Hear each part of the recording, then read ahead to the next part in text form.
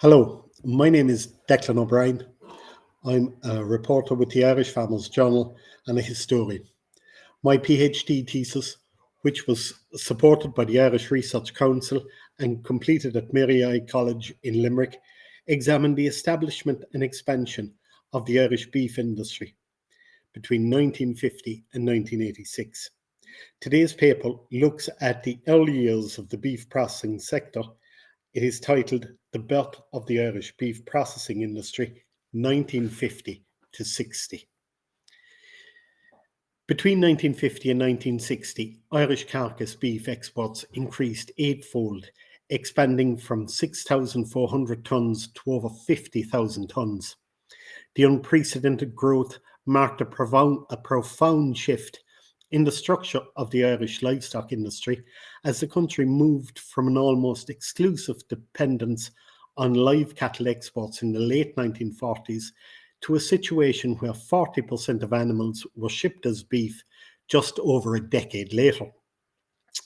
This talk examines why Ireland embraced beef processing, who were the main actors in the emerging industry, and where the primary markets were for Irish beef. It also assesses the implications of the beef industry's success for the farm sector over the subsequent decades and for the historiography of Irish agriculture in the 1950s and early 1960s.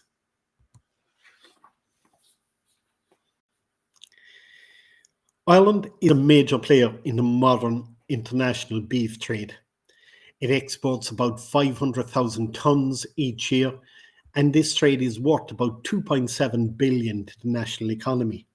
But this is a relatively recent phenomenon. Indeed, up to the 1950s, Ireland's cattle industry was dominated by live exports, primarily to Britain and also to the continent. While Ireland slaughtered around 200,000 animals each year to supply domestic requirements, there was no export-orientated cattle slaughtering of any real significance. Ireland had an export trade for canned beef, which amounted to around 10,000 tonnes per year and was mainly supplied by Ross Grey meats and Clover meats. But annual carcass beef exports in the late 1940s generally averaged between 6,000 and 7,000 tonnes per year. In the late 1940s, the export of store and fat cattle from Ireland remained the mainstay of the cattle industry, as has been the case since the famine and certainly since the 1850s and 60s. Between 450 and 650,000 cattle were generally shipped each year from Ireland, with the volume of trade depending on livestock prices and the level of demand among British farmer buyers. The live cattle trade was worth about 14 million in 1948. This equated to 28% of the state's total export earnings. Indeed, such was the importance of the cattle trade to the Irish economy in the post-war years that the country was likened to a bullock republic.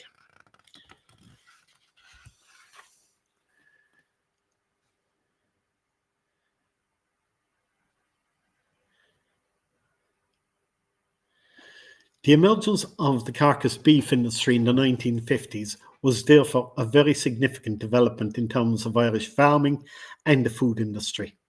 The unprecedented expansion in Irish carcass beef exports between 1950 and 1954, which can be seen here on the graph, was due to a number of factors. These include increased global demand for beef following the outbreak of the Korean War. This was evident particularly in the US and Britain. A 30% devaluation of sterling in 1949 was also crucially important, as it made Irish beef exports to non-sterling countries more competitive. That's from a price perspective. Ireland's disease-free status for foot and mouth disease was another crucial consideration, as it enabled companies to tender for export contracts in the US.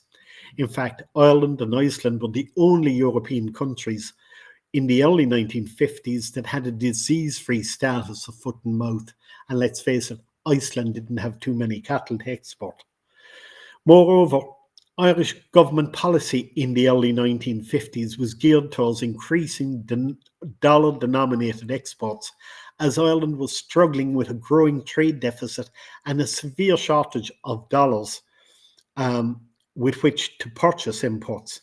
Indeed, the proportion of Ireland's dollar imports doubled between 1938 and 1947. So growing beef exports to the US fitted or dovetailed in with this requirement to increase dollar-denominated exports.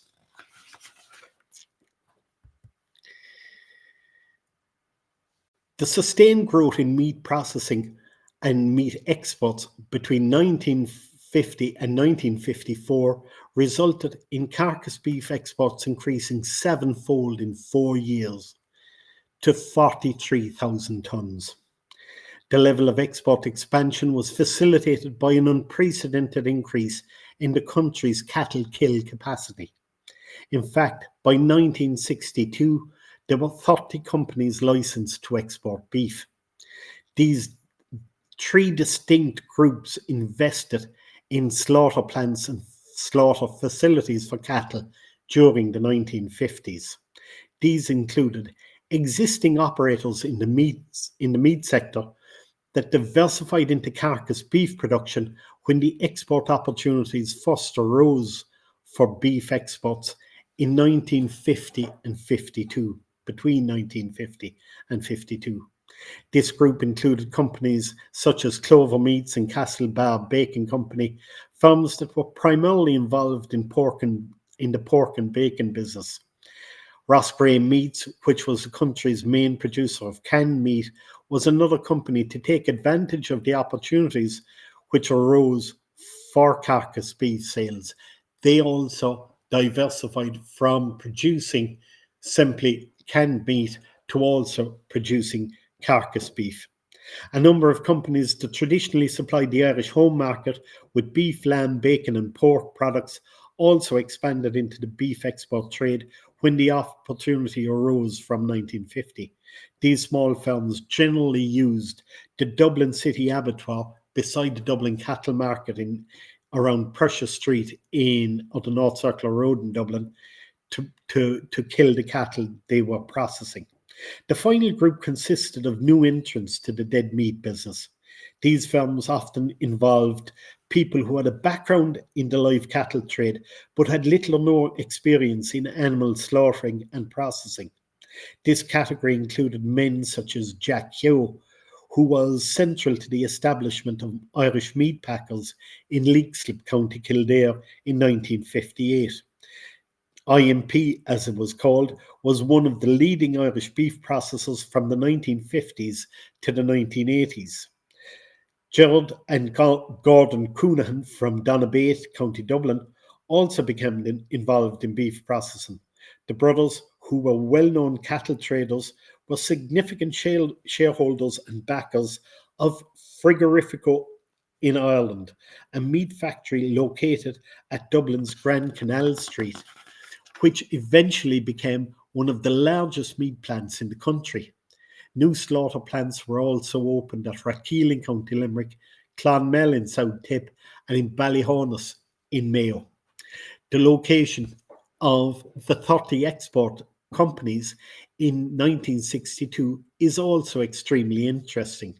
7 were located in Dublin and Kildare, with 4 in Waterford and the same number in Cork.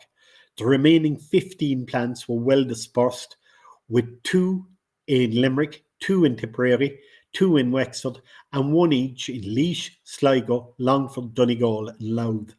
The only cluster of beef slaughter plants outside of the country's main ports was in Mayo, which had 4 factories.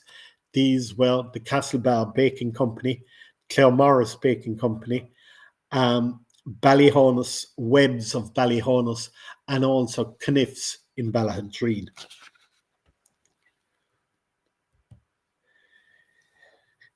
The primary markets for Irish beef in the early 1950s were North America and Britain. In 1951, both Britain and North America took around 6,500 tonnes each. However, while the British market continued to expand, taking more than 37,000 tonnes by 1954, the US market contracted from 1953 as a recession took hold following the Korean War's conclusion. As a consequence, exports to North America dropped back to around 1,000 tonnes by 1955.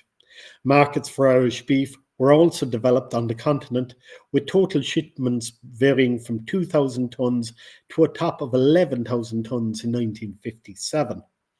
The main contracts were with meat buyers in Germany, Holland, and France.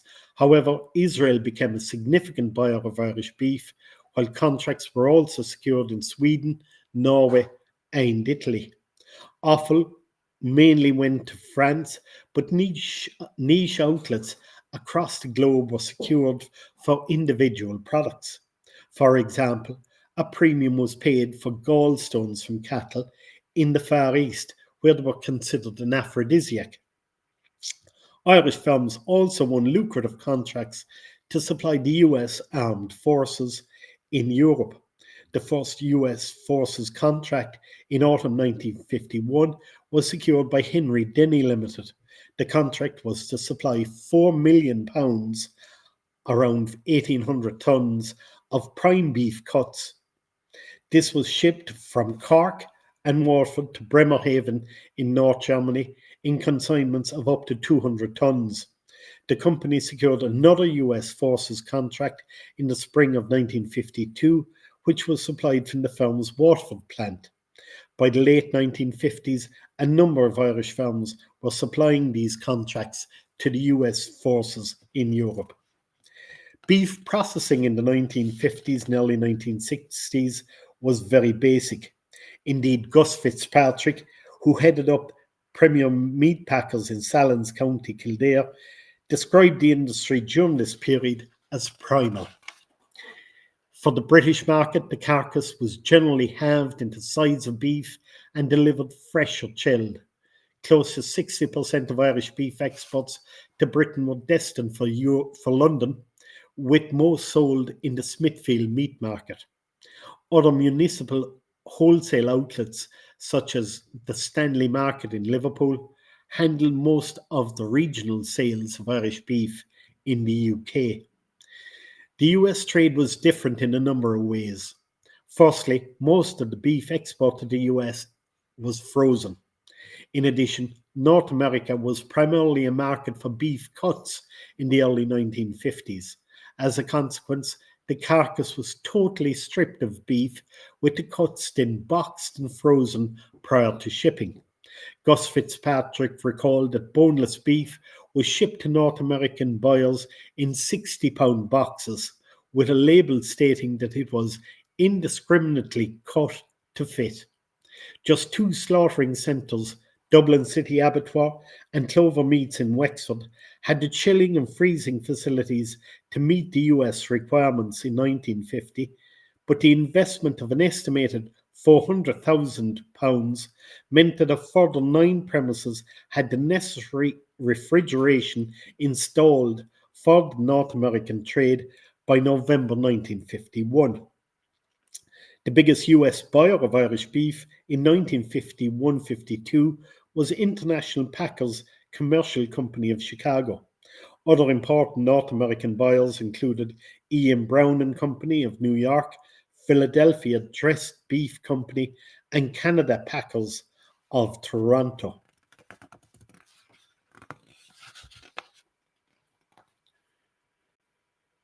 A major downturn in demand for Irish beef between 1954 and 1957 threatened the survival of the fledgling meat industry. Exports of carcass beef dropped to 16,500 tonnes in 1957, which was 60% back from the high of 1954. This contraction in beef sales followed the deregulation of the British food supply regime in 1954. Changes to the UK farm supports, which were also introduced the same year, resulted in higher subsidies being paid on imports of live cattle from Ireland. Beef exports to Britain collapsed as a consequence, falling from 37,000 tonnes in 1954 to 2,500 tonnes in 1957. The downturn in beef sales had a serious impact at processor level. The Frigorifico in Ireland plant at Grand Canal Street in Dublin was closed, leaving debts of close to £750,000. That's £750,000. Other plants around the country were forced to work part-time when they had contracts or seek new investors. For example, Shannon Meats in Rathkeil, County Limerick, reopened in September 1957 after being closed for the previous 9 months when it won a contract to supply 12,000 tonnes of beef to Spain. The same company required an investment of £20,000 from farmers, which was organised through the Irish Creamery Milk Suppliers Association, in order to continue in business. The industry's survival generally was secured thanks to a lift in beef sales to the continent during the late 1950s and a sustained increase in exports to the US. This was primarily cow beef for the US burger trade. Indeed, beef exports to the US topped 29,000 tonnes by 1960 and remained at this level up to the end of the decade. A recovery in sales to Britain meant that Irish beef reached a new high of 51,000 tonnes by 1960. The total cattle killed in 1960 reached 380,000 head, which is significant as it equated to almost 40% of total cattle disposals that year.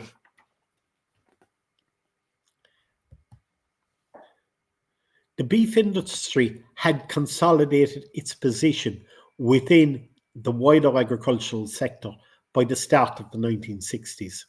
Sales of carcass and processed beef generated 18 million in export earnings by 1960, while close to 2,000 workers were employed in cattle slaughter plants.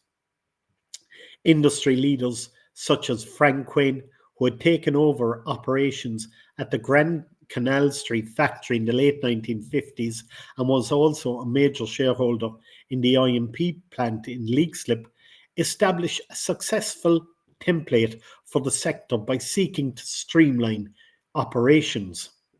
Quinn built one of the most progressive and modern meat processing enterprises in Europe, which was modelled on the beef packing operations of North and South America. The mechanical processing lines installed in his factories in 1960 and 61 were the first to be commissioned in Europe and contributed to the combined turnover at the two plants exceeding 6.5 million in the early 1960s. In fact, 8 of the top meat companies that had annual turnovers in excess of 1 million by this time. I'll repeat that. In fact, 8 of the top meat companies had annual turnovers in excess of 1 million by this time. The Anglo-Irish Free Trade Agreement of 1965 resulted in further expansion in the industry, with exports increasing to 150,000 tonnes on the back of higher export subsidies for Irish beef sold into the British market.